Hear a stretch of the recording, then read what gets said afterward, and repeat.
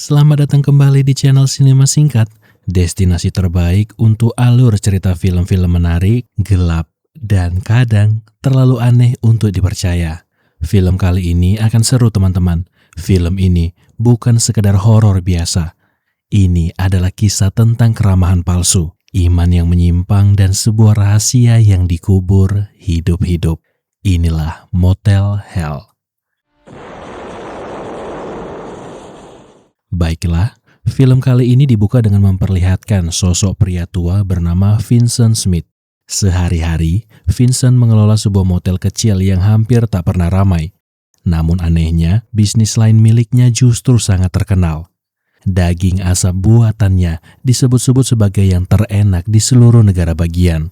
Setiap malam, Vincent selalu duduk di kursi goyang di teras motel, sembari menunggu siapa saja yang mungkin akan menginap di hotelnya.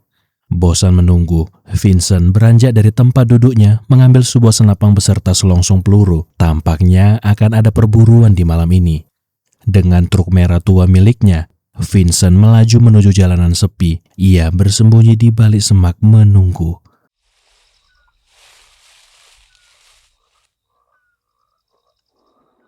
Tak lama kemudian, sepasang kekasih melintas dengan kecepatan tinggi.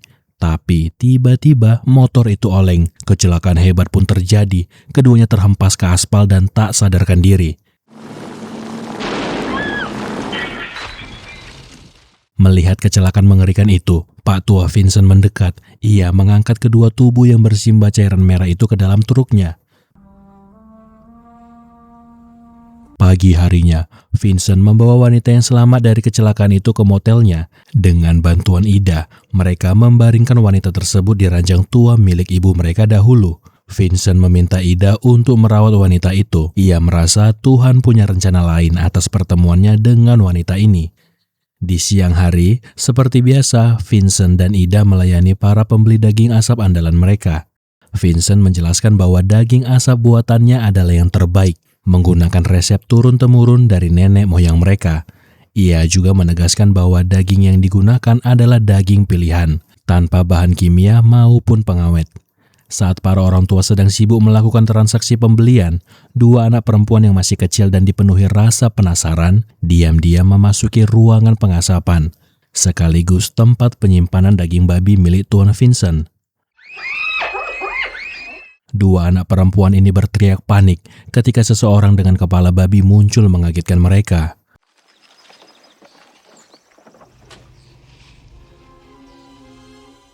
Setelah itu, Vincent terlihat mengendarai traktornya menuju sebuah area tersembunyi di balik tanaman merambat. Di sanalah rahasia terbesar Vincent berada. Pelan-pelan kita akan mengungkap sisi gelap dari Pak Tua Vincent. Saat Pak Tua Vincent bersembunyi di balik ruangan rahasianya, seorang sheriff bernama Bruce tiba dan memanggil siapapun yang ada di tempat ini. Dari balik ruangan yang gelap, Ida terlihat bersembunyi sambil memegang pisau daging di tangannya. Ketika ada kesempatan, Ida langsung menyerang sheriff Bruce. Namun, tunggu dulu. Ternyata mereka berdua adalah kakak beradik dan sering bercanda dengan cara seperti ini. Di saat yang bersamaan pula, wanita yang sebelumnya dibawa oleh Pak Tua Vincent akhirnya sadar. Kepalanya pusing, tubuhnya sakit, dan yang paling membuatnya panik, kekasihnya, Boris, tidak ada di sana. Dengan nada tenang, Vincent berkata kalau Boris telah meninggal dunia. Ia menguburkannya pagi tadi. Kata-kata itu menghantam Terry. Terry tidak langsung percaya, apalagi semua ini disampaikan oleh orang asing di tempat yang juga asing baginya. Pak Tua Vincent mencoba menjelaskan kepada Sheriff Bruce bahwa tadi malam saat sedang berburu ia mendengar suara dentuman keras. Ternyata suara itu berasal dari sebuah kecelakaan. Ia kemudian menemukan wanita ini tergeletak di jalan. Mendengar penjelasan tersebut, Terry langsung memprotes. Ia mempertanyakan alasan Vincent menguburkan pacarnya tanpa izin, serta siapa yang memberinya hak untuk melakukan itu. Sheriff Bruce pun mencoba menengahi situasi ini. Ia menjelaskan bahwa di daerah tersebut memang ada kondisi tertentu yang memperbolehkan seseorang dikuburkan lebih cepat. Tentu saja tetap sesuai dengan hukum yang berlaku. Singkat cerita, mereka membawa Terry ke tempat Boris dikuburkan. Sheriff Bruce kembali bertanya mengapa Pak Tua Vincent tidak melapor terlebih dahulu ke kantor dan malah langsung menguburkan pria tersebut. Pak Tua Vincent kembali berargumen bahwa tubuh pria itu sudah tidak utuh saat kecelakaan terjadi. Ia yakin Terry tidak ingin melihat kondisi jasad pacarnya yang sudah hancur. Pak Tua Vincent juga mengatakan bahwa ia tidak keberatan jika Terry tinggal sementara waktu di motelnya bersama dirinya dengan Ida.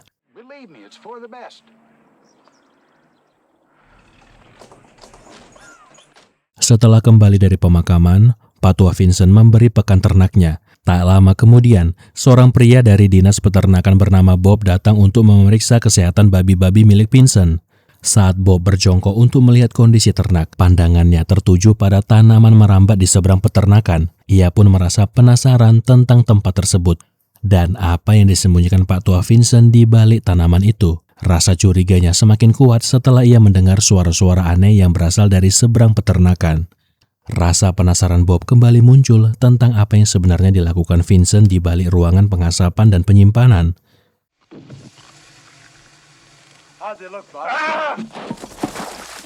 Karena ketahuan mengintip, Bob merasa malu dan mengatakan bahwa beberapa kuku babi mengalami infeksi sehingga perlu diperhatikan. Malam pun tiba, Terry yang kini tinggal sementara di tempat Pak Tua Vincent mendapatkan ilham saat mendengarkan siaran khotbah di televisi. Ia percaya bahwa kejadian yang menimpa dirinya dan juga sang pacar serta pertemuannya dengan keluarga Vincent adalah jalan yang telah ditetapkan oleh Tuhan. Karena itu, ia pun memutuskan untuk tetap tinggal sampai merasa lebih baik. Seperti malam-malam sebelumnya, Pak Tua Vincent menghabiskan waktu di teras depan motel. Malam itu, ia melihat mobil milik Bob dari Dinas Kesehatan datang kembali. Vincent pun bertanya-tanya apa yang sebenarnya dilakukan pria itu di malam hari. Ternyata, Bob masih penasaran dengan apa yang ia lihat siang tadi. Ia pun memanjat dinding yang dipenuhi tanaman rambat. Namun, sekilas tidak ada yang aneh di tempat itu. Hanya terlihat sepetak kebun. Bob bertanya-tanya mengapa Pak Tua Vincent menyembunyikan taman ini. Di tengah pencahayaan yang minim, ia melihat beberapa karung di atas kebun tersebut. Salah satu karung tampak bergerak-gerak. Didorong rasa penasaran, Bob berniat membuka karung itu, dan ternyata isinya adalah...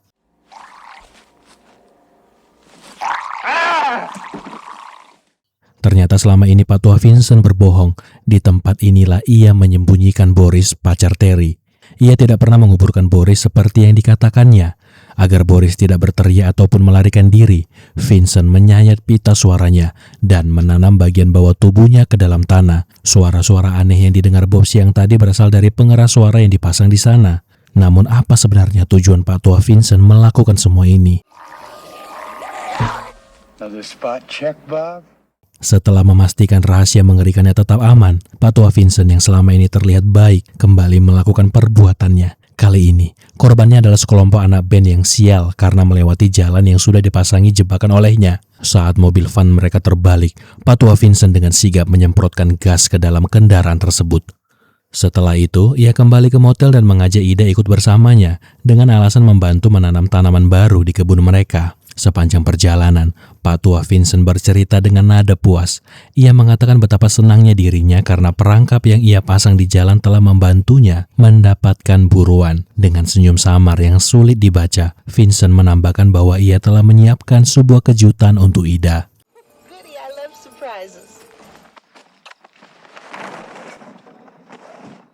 Sesampainya di kebun, Ida segera menjalankan tugasnya. Ia berkeliling memastikan tanaman-tanaman yang mereka rawat tumbuh dengan baik. Pandangannya berhenti pada satu sosok yang paling menonjol. Boris tampak tumbuh dengan sangat baik. Luka-luka di pipi dan lehernya perlahan mulai tertutup. Seolah tanah dan juga waktu bekerja sama untuk menyembuhkan luka-lukanya. Di saat yang bersamaan pula, suara mesin berat terdengar. Pak Tua Vincent memundurkan truk pengebor tanah miliknya. Roda-roda besarnya menggilas tanah dengan tenang namun pasti. Namun sebelum mulai bekerja, ia terhenti sejenak. Ia menoleh ke arah Ida mengingatkan tentang kejutan yang tadi ia janjikan.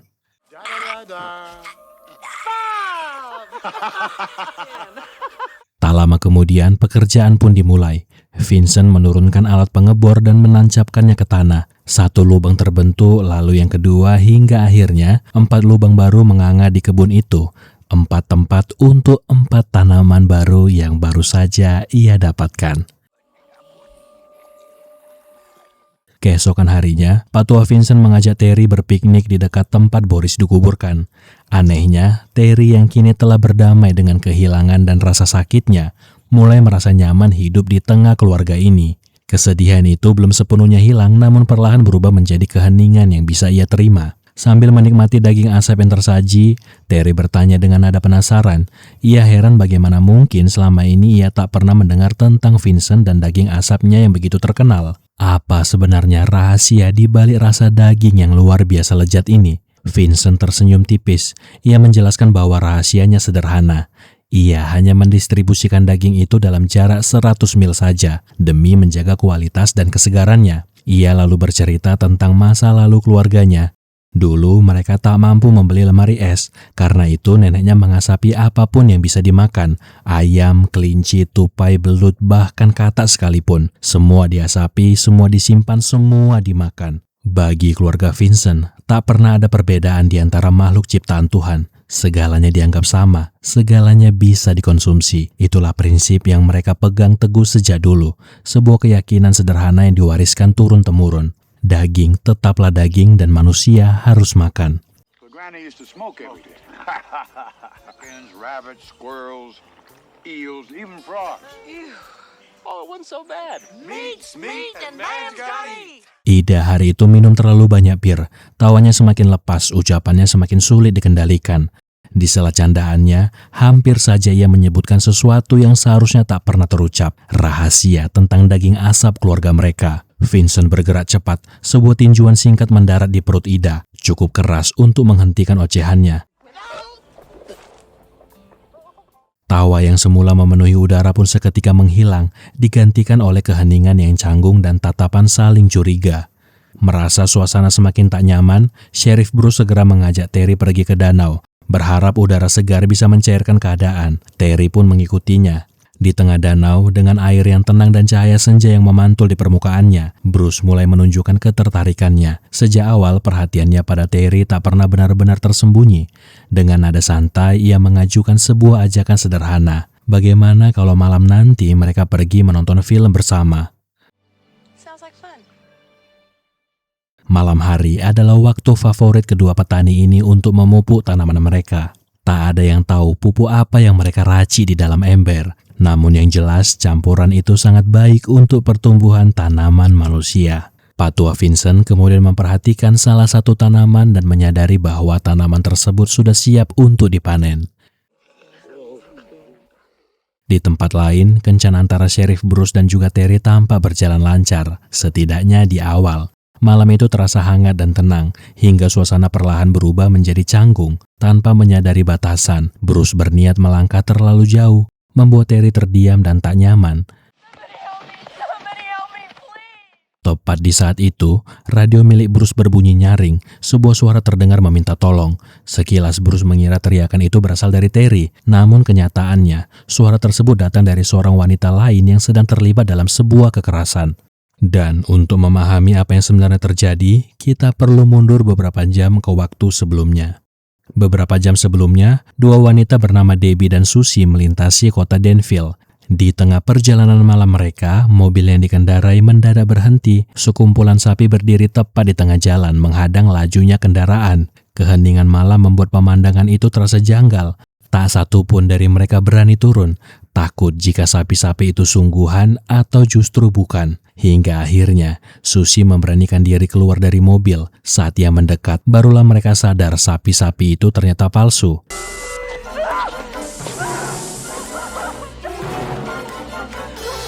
Tiba-tiba, Pak Tua Vincent melompat dari balik sapi palsu itu dan menyerang Susie. Keadaan berubah kacau dalam sekejap. Benar saja, wanita yang sebelumnya terdengar berteriak melalui radio polisi adalah Debbie. Ia meminta pertolongan karena Vincent tidak membiarkan buruannya pergi begitu saja.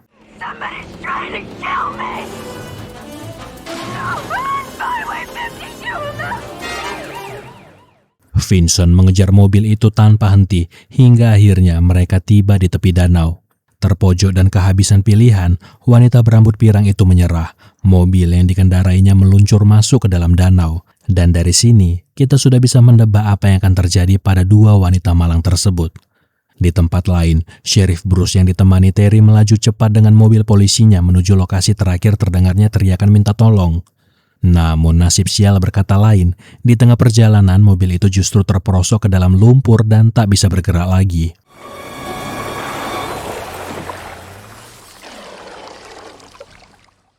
Lihatlah betapa bahagianya Ida saat mengetahui Vincent kembali mendapatkan tanaman baru untuk kebun mereka. Malam itu, ketika mereka sedang mengurus kebun, Vincent mendengar suara klakson yang nyaring dari kejauhan. Ida lupa mematikan lampu motel. Lampu yang menyala itu menarik perhatian orang lewat, padahal motel tersebut hanyalah kamuflase belaka. Malam itu, mereka kedatangan tamu, sepasang pengunjung yang tampak aneh dan juga nyentrik.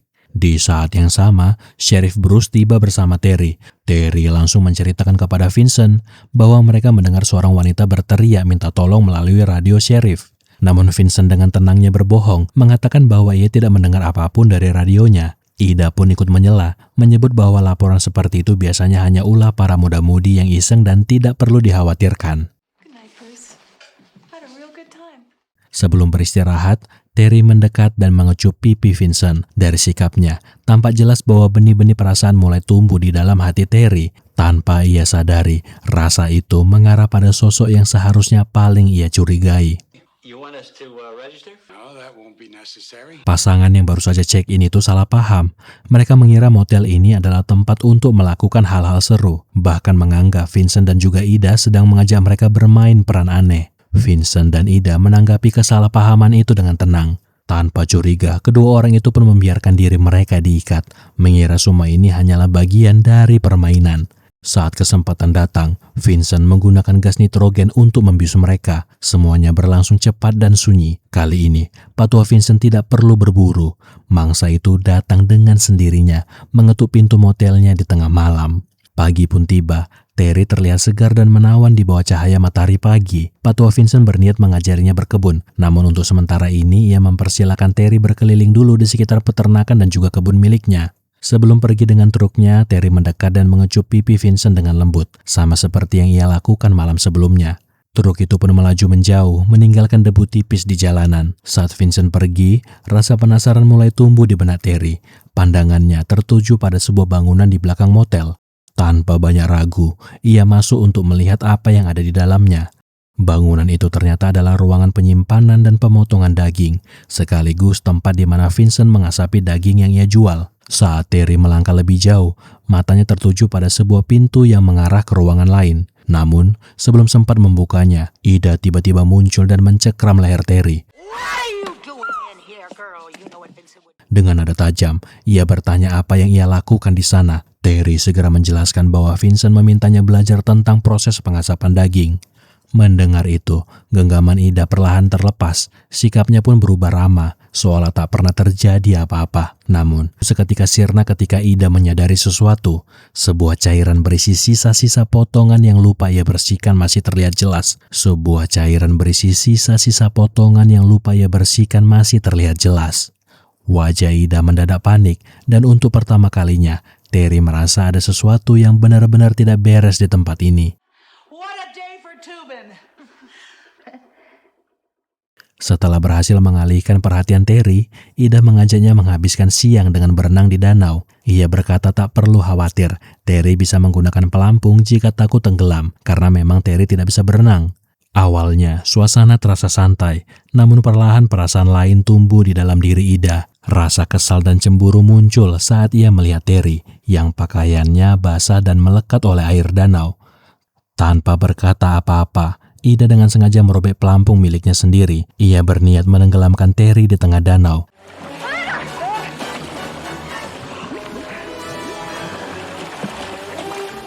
Terry pun panik dan berteriak meminta tolong. Untungnya teriakan itu terdengar oleh patua Vincent. Tanpa ragu, ia langsung melompat ke danau dan berhasil menyelamatkan Terry sebelum semuanya terlambat. Ida berpura-pura berdoa demi keselamatan Terry. Ia meminta maaf, mengatakan bahwa dirinya panik, dan hanya berusaha meraih apapun yang bisa menyelamatkan dirinya, termasuk tubuh Terry. Setelah itu, Ida meninggalkan mereka berdua di dalam kamar. Ini sudah kedua kalinya nyawa Terry diselamatkan oleh Pak Tua Vincent. Di saat itu, Justru Terry yang memiliki pikiran berani. Ia mengusulkan sesuatu yang tak terduga. Bagaimana jika mereka menikah saja?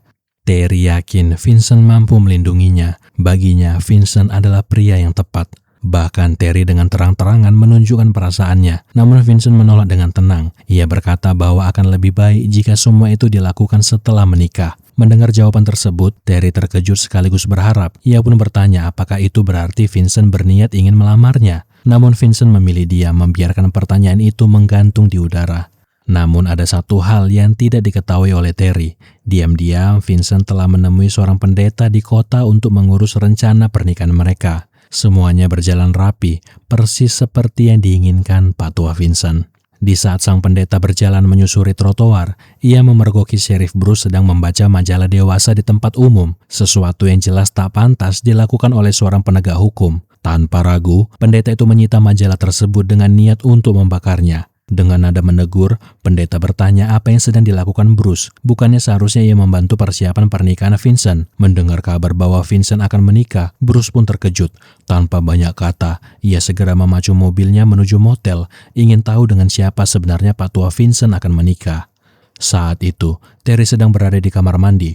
Tiba-tiba Sheriff Bruce dengan nekat mendobrak pintu dan langsung melontarkan pertanyaan yang menekan. Apakah benar Terry akan menikahi Vincent? Ia juga menanyakan apakah semua itu terjadi karena paksaan. Amarah dan rasa cemburu terlihat jelas di wajah Bruce. Ia tidak terima, merasa mustahil dirinya bisa kalah dari seorang pria tua. Dengan nada meremehkan, Bruce bahkan mengejek kondisi Vincent yang telah menua, menyiratkan bahwa pria seusianya tentu sudah kehilangan banyak hal. Kata-kata itu menggantung di udara penuh emosi dan juga ego, membuat suasana semakin memanas. Tiba-tiba, Pak Tua Vincent muncul dari balik bayangan. Sebuah shotgun tergenggam erat di tangannya. Dengan nada datar namun mengancam, ia memperingatkan Bruce agar segera pergi atau satu peluru akan dilepaskan. Bruce berhenti sejenak sebelum mundur. Ia menoleh dan mengancam balik, mengingatkan Vincent bahwa dia adalah hukum di tempat ini dan Vincent seharusnya berhati-hati. Ancaman itu sama sekali tak membuat Vincent gentar. Tanpa ragu, ia melepaskan satu tembakan ke dinding. Dentumannya menggema keras, menjadi peringatan balik bagi Bruce, seorang sheriff yang juga adiknya sendiri. Setelah huru-hara itu berlalu, di hadapan Ida, Pak Tua Vincent akhirnya melamar Terry. Wajah Terry dipenuhi dengan kebahagiaan, sementara senyum Vincent tampak tenang dan juga yakin. Namun di balik momen bahagia itu, Ida hanya berdiri dengan wajah masam menyembunyikan perasaannya sendiri. Saat kesempatan datang, Ida bergerak cepat. Ia meneteskan sedikit cairan nitrogen ke dalam minuman Terry. Mereka sengaja membiusnya karena malam itu akan ada panen besar dan Vincent tak ingin rencana pernikahan mengganggu pekerjaan mereka. Malam pun kembali menjadi milik dua kakak beradik ini. Mereka bekerja memanen tanaman terbaik di kebun, seperti rutinitas yang telah mereka lakukan berkali-kali sebelumnya. Sementara itu di tempat lain, ancaman Sheriff Bruce ternyata bukan sekedar kata-kata. Ia mulai mengusut kecelakaan yang menimpa Terry dan pacarnya. Penyelidikannya membawanya ke sebuah lokasi tersembunyi, tempat Vincent selama ini membuang kendaraan Boris, serta mobil-mobil lain yang sengaja ditenggelamkan ke dasar danau. Perlahan, potongan demi potongan kebenaran mulai muncul ke permukaan. Kita kembali pada Pak Tua Vincent dan juga Ida. Inilah cara mereka melakukan panen raya. Dengan suara lembut dan juga tatapan kosong, Vincent menghipnotis para tanaman manusia itu, menanamkan sugesti agar mereka tetap tenang, tak melawan dan tak berusaha melarikan diri saat tubuh mereka ditarik keluar dari tanah. Satu persatu, seperti mencabut singkong dari kebun, tubuh-tubuh itu diangkat menggunakan tali. Setelahnya, mereka dipindahkan ke ruangan pengasapan, tempat akhir sebelum daging itu diolah. Di sanalah semuanya akan dicampur dengan daging babi ternak milik Vincent. Itulah rahasia yang selama ini ia jaga rapat.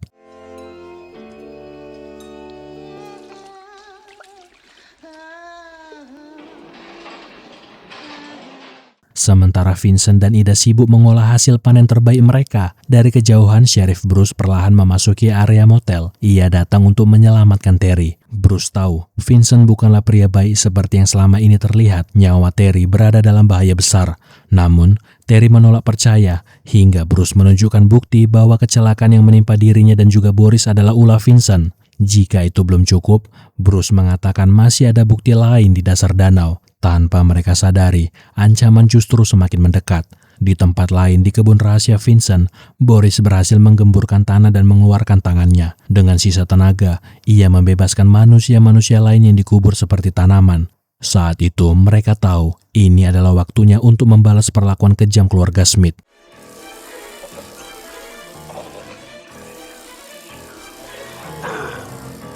Kembali ke motel, Ida tak ragu menyerang Bruce, adiknya sendiri. Terry diseret menghadap Vincent. Di hadapannya, semua kebohongan runtuh. Vincent menunjukkan kebenaran yang selama ini tersembunyi. Daging yang diolahnya adalah campuran daging manusia dan juga daging babi. Vincent memerintahkan Ida membawa Bruce ke sana. Ia tak pernah pilih-pilih bahan. Where the hell is she? Dan saat Terry mencoba kabur, Vincent dengan cepat membiusnya menggunakan cairan nitrogen. Ida tak menyadari bahwa para tanaman manusia telah bebas dan kini bergerak untuk membalas dendam.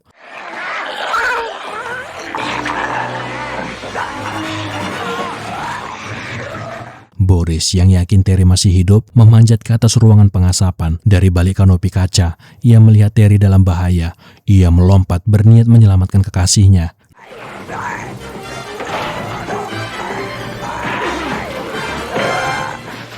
Namun tubuhnya belum pulih sepenuhnya. Boris tewas di tangan Vincent.